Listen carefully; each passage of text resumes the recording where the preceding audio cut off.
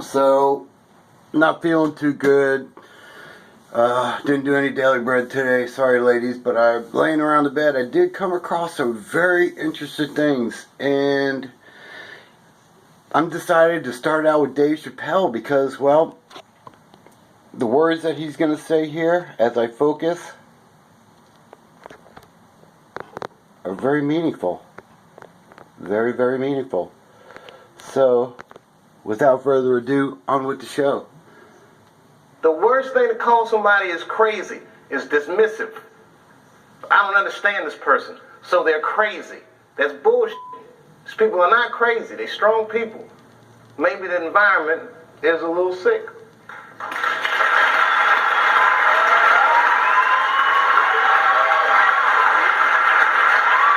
Now look at his eyes.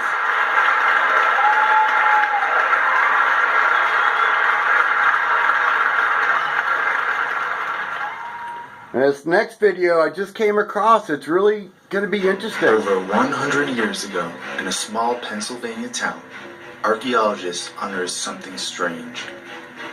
Something so strange that it would go on to threaten the very foundations of civilization itself.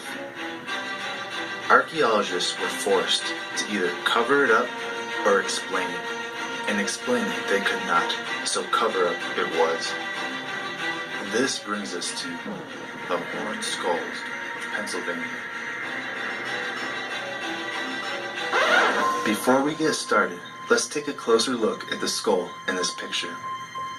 In a 2015 book entitled Giants on Record, the authors Jim Vieira and Hugh Newman hired an investigator to track down the origins of this skull. Researcher Micah Ewers was the man tasked with this investigation.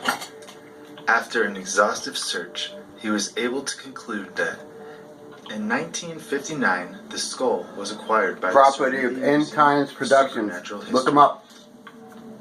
Taken from the website of the skull's owner. Quote, horned human skull, probably a relic of a satanic cult or a cult devoted to the god Pan. Although we thought the object had been cleverly manufactured, an analysis has demonstrated that the horns are genuinely part of the skull. An in-depth examination and x-rays leave no room for doubt. The skull is not a forgery. Giant skeletons of horned men were also exhumed in Pennsylvania in the 1880s. Like the skull presented on this site, the horns began above the eye sockets. Boom.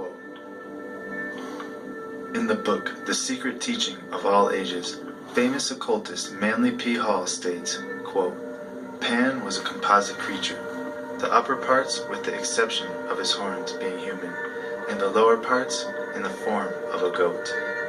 The pipes of Pan signify the natural harmony of the spheres, and Pan himself is a symbol of Saturn because he is enthroned in Capricorn. Don't know what that means.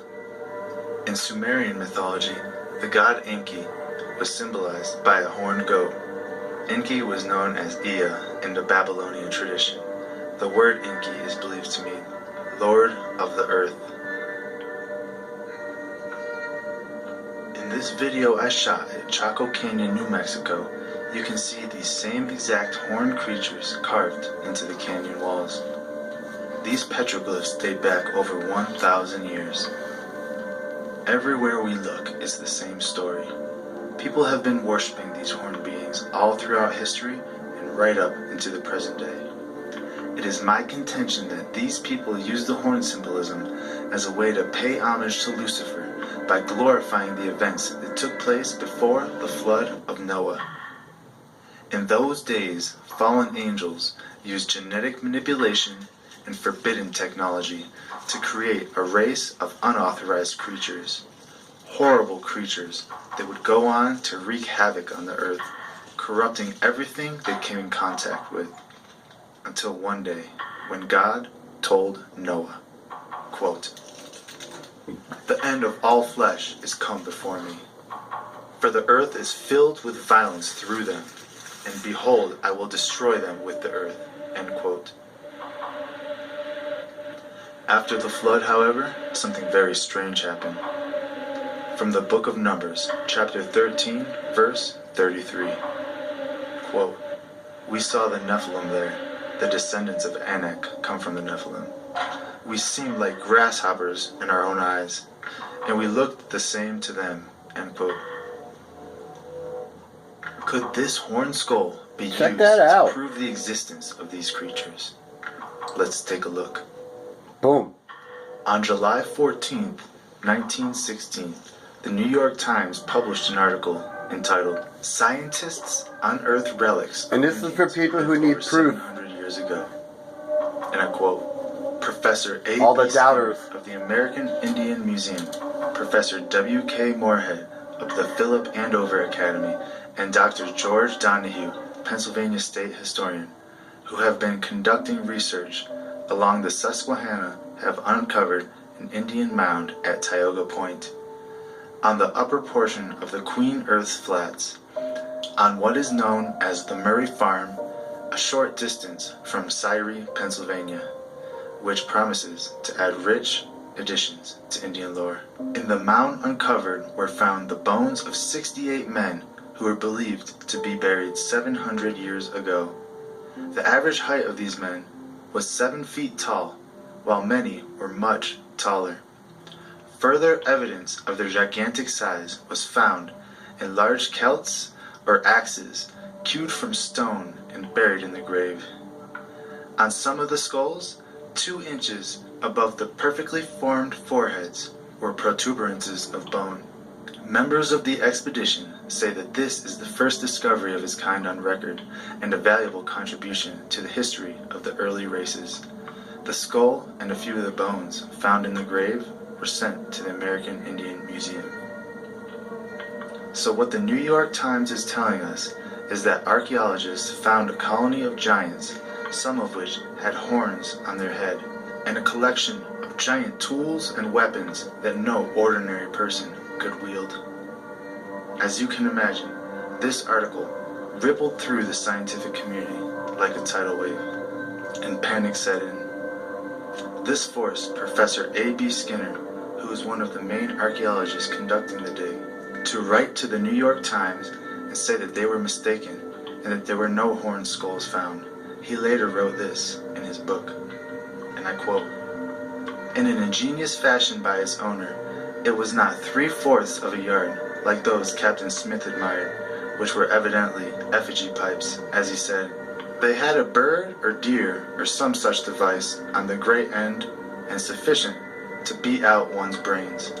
While the writer was present, one of the men working in the grave exclaimed, 'There are horns over its head,' Mr. Skinner said, that it indicated chieftainship. Later, this was found to be a bundle burial, completely covered with Virginia deer antlers.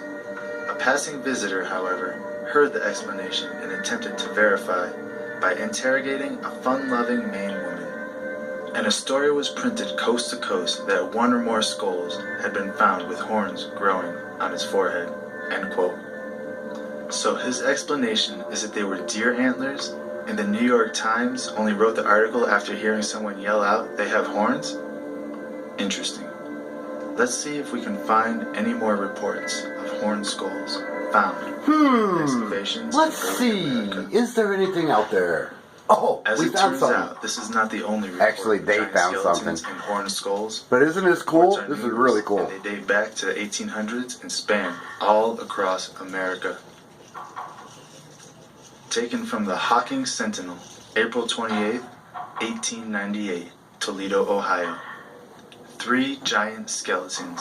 Quote, "Workmen in the employ of the Ferguson Construction Company excavating for the Toledo and Ottawa Beach Railroad, a little beyond the city limits of Toledo, Ohio, unearthed 3 giant skeletons, evidently relics of some great race, as they were about 7 feet in length, and just where the ears should be, on the head are singular bony protuberances which curl forward. These finds were made in solid yellow clay, about 8 feet below the surface. The cut is through a large mound, not half of which has been torn up yet. Several stone tomahawks of large size have been picked up in locality." End quote. Here is another one from the Minnesota News, December 6, 1905. Giant bones unearthed. Horns on skull of skeleton found in Indiana. Quote, Indiana. Kingston, Indiana, December 5th. Bones of a primitive giant have been unearthed by Alonzo Lewis, a farmer living near Sulphur Springs. The skeleton is more than 7 feet in length, and the skull has horns about 1.5 inches long, projecting upwards from the point just behind the ears. Several similar skeletons have been found here in the past few weeks. All of the peculiar bones were found in the gravel pit on Lewis Farm. End quote. This report was from 1910 to 1911 and is from Topanga Canyon, California, where around 44 skeletons were unearthed, and each has a horned-like development 3 inches long. Reports like these are becoming more and more rare due to the control of information and the manipulation of history. Institutions like the Smithsonian have been instrumental in covering up these discoveries. But that's another video for another day. Thank you all for watching. God bless you all.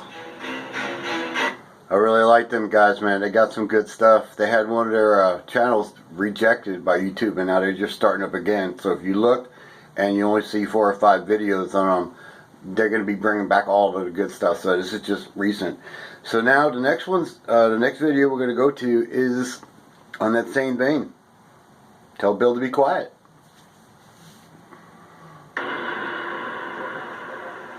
Life on Earth, seeded from Mars? Could we, in fact? So this is from, just a heads up, November 22nd of 2018.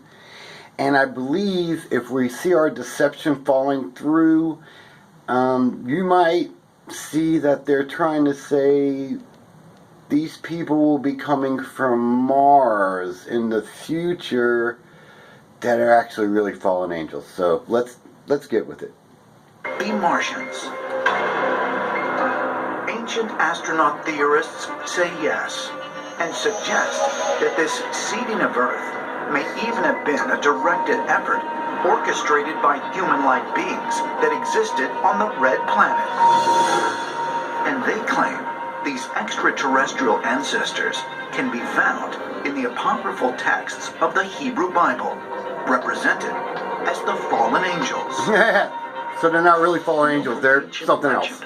Of the books of Enoch, that there. And this is a rabbi, so pay attention to what the rabbi says. Learn, this is where you get to discern. Was a group of angels. I'm going to replay that so you start from him.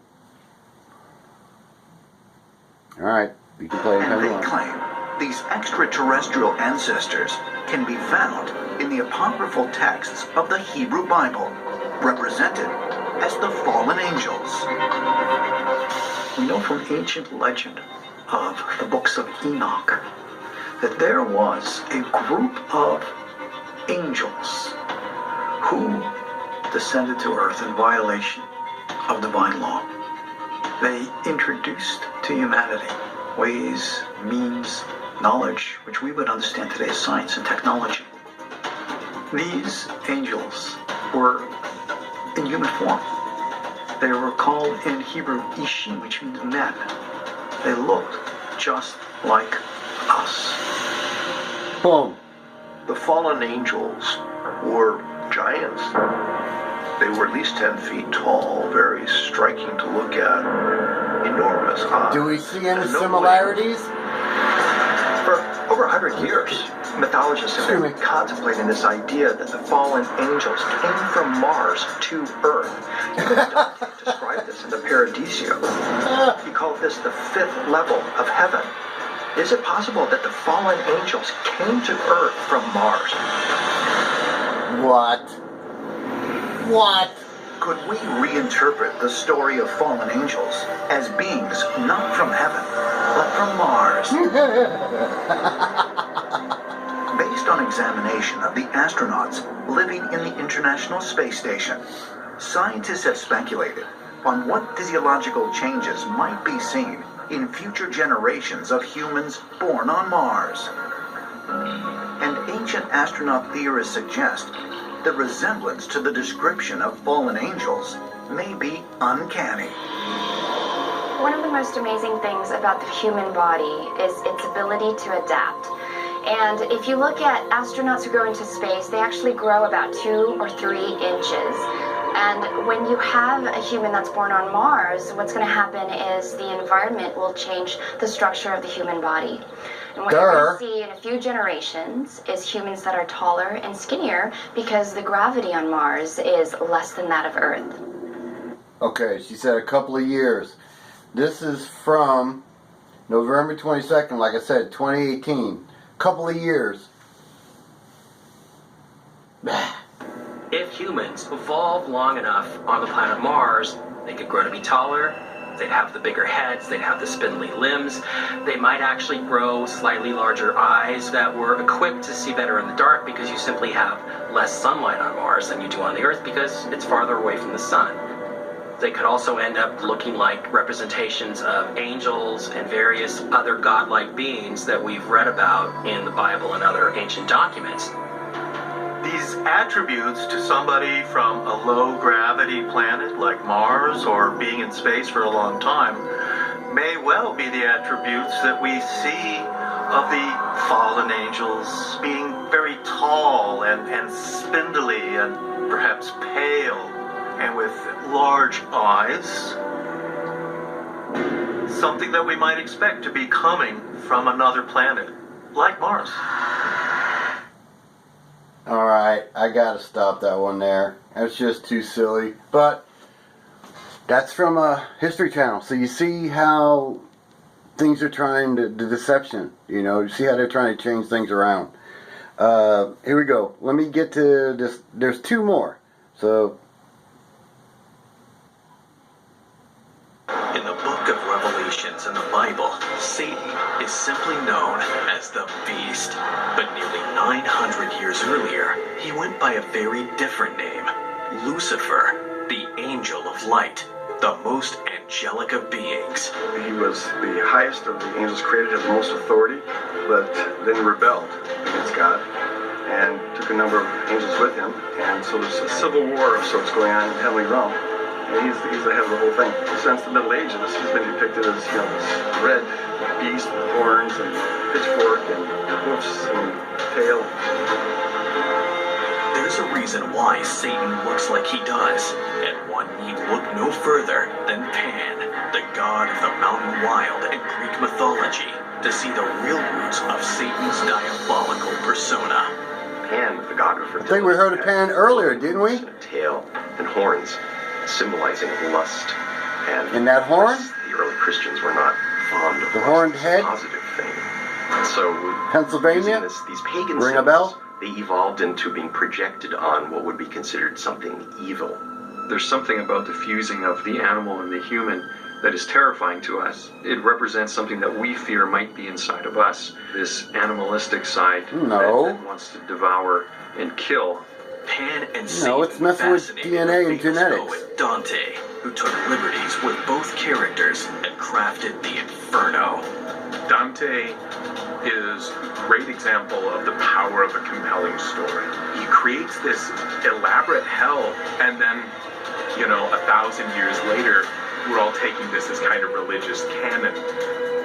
And that's because it's good storytelling, and it's great detail, and it resonates with us kind of emotionally. And so we take it and we assume that it's always been true. Something that would surprise a lot of Christians, never mind non-Christians, is that the term hell never appears in the Bible. Instead, what biblical translators did was use the term hell as a stand-in for other words, as a catch-all term to describe the bad place people might end up when they die. It seems to me that in some ways, we find the idea of eternal torment to be more comforting than not knowing what might happen, or even worse, the fear that afterward there might be nothing. It seems to me that I need to stop that right now, and that's a lot of yabba yabba yabba about what other people are thinking, opinions, and saying. But now we're going to go to Chuck Missler, who is the expert on fallen angels, spiritual world, anything godly. He is an expert. Let's go to what the Bible says. So before it was opinions, now what does the Word say?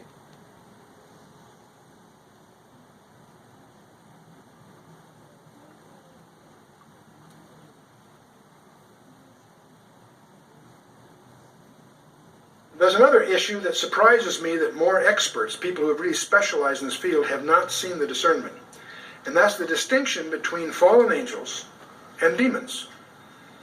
All through the Bible we find fallen angels. We just talked a lot about them so far today. When you get the New Testament, you run into these strange things that we generally call demons. Are they equivalent or are they distinctive? There are experts, Merrill Unger being one of them, that are really, that's their world, is demonology, that don't make the distinction I'm going to suggest to you here, so you have to decide for yourself. Discernment. The nature of angels. What do we know about angels? We'll go through the Bible and discover they always appear in human form. They never look like anything. They don't look like lizards or elephants. They normally look like they're in human form. It's Sodom and Gomorrah. They're always in pairs, too, usually, by the way. Sodom and Gomorrah, remember? At the resurrection, they were there, a couple of them. At the ascension, there's a couple of them, right? Always look like men, right? They spoke, so you can understand them. They took men by the hand. They ate meals with them, right? Paul even admonishes you in his New Testament epistles in terms of hospitality. Many of you have entertained angels unawares. Saying that for years. That's Paul's perception there, okay? They are capable of direct physical combat. The Passover in Egypt was accomplished by an angel doing the Lord's bidding. Angel of death, is referred to in someplace. One night after dinner, one angel slaughters 185,000 Yikes! Syrian soldiers. I don't know how many soldiers were there. It wouldn't surprise me if there were twice that many if they slit every other throat. That's what the Turks used to do, just to scare everybody to death. You wake up in the morning and find every other, that's demoralizing to a group. Because the word gets around thing. But anyway, they slaughtered 185,000. You don't mess with angels. Nope. By the way, Jesus said they don't marry. That causes a lot of confusion. I'll come back to that. He says the angels in heaven don't marry. But angels are always referred to in the masculine. And you say, well, that's just a figure of speech. No. Study carefully Genesis 19. What the homosexuals of that city wanted Lot to deliver his guests. So they dropped out. I don't have to get more graphic than that. Now, in contrast to these things, when we run into demons in the New Testament, they're very different. They seem to be powerless except to the extent they can indwell someone. They apparently always seek embodiment. That's why they petitioned to go into the swine and all that, in Gadara. You know the story. Jesus said, for in the resurrection, they neither marry nor are given in marriage, but are as the angels of God. He's referring to believers. In the resurrection, they neither marry or given in marriage, but are as angels of God in heaven. Meaning, what he means by that is they are immortal. Someone that is mortal needs to procreate. Someone that's immortal doesn't procreate. That's his point.